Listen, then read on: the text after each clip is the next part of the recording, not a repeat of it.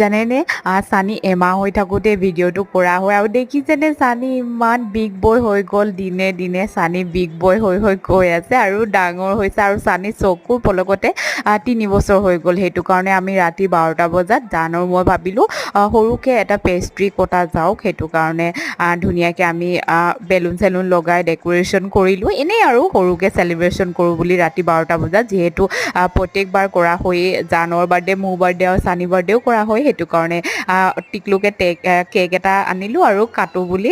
আমি ডেক'ৰেশ্যন কৰিলোঁ আৰু সানি দেখিছেনে ইমান যে এক্সাইটেড হৈ আছে সি বহুত ভাল পায় কেক কাটিবলৈ একেবাৰে ফূৰ্তিত থাকিব পৰা নাই সি গম পায়নে ইমান ভাল লাগিছে ন কেকটো টিকলু আৰু সানি দেখিছেনে মুখত হাঁহি ওলাই গৈছে আৰু এই গাড়ীখন বাপেক এটাক গিফ্ট কৰিছে বাৰ্থডে বুলি সি নিজে চুজ কৰি লৈছিলে আৰু এয়া দেখিছেনে ধুনীয়াকৈ এতিয়া কেকটো কাটিবলৈ সি ইমান উৎপাত কৰিছে ন সি কেক কাটি বহুত ভাল পায় আৰু